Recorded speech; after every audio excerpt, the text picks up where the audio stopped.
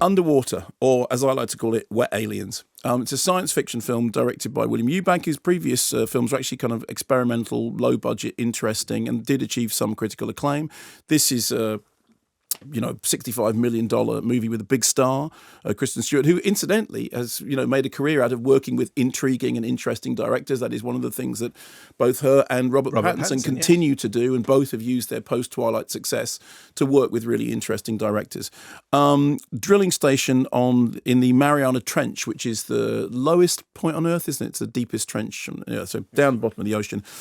The opening titles basically make the opening titles of Star Wars seem just like frippery. The opening titles are all about how they built the thing, how there was difficulties building it, how things were happening with the divers, how there was weird sounds outside, nobody knows what's going on. It's a whole bunch of information. By the time you get to the beginning of the film, we then meet Kristen Stewart, who is basically... You know how Alien opens?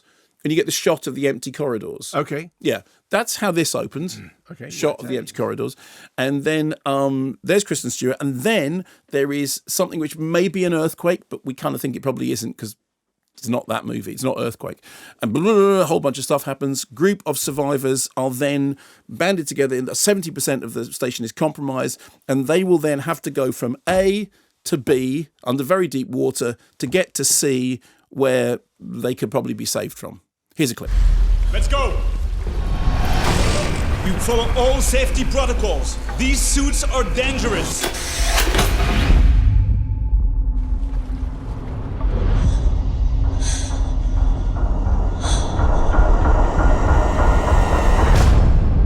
I don't want to scare anyone, but once we get to the deck, we're going to have to jump to the cargo lift.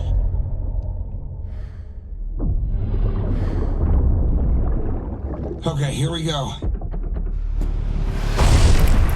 Exterior hatch, it's ripped to shreds. Pressure's gonna hit us hard. Override it. As long as it opens, we'll be fine.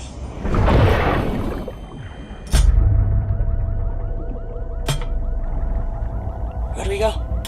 Guys, what's going on? Keep the door closed! Keep that door closed! They didn't keep the door closed. So the group are basically a kind of by numbers oddball collection. You've got TJ Miller as Paul, who is brash and noisy, and you keep expecting him to go, game over, man, game over, because he's that character.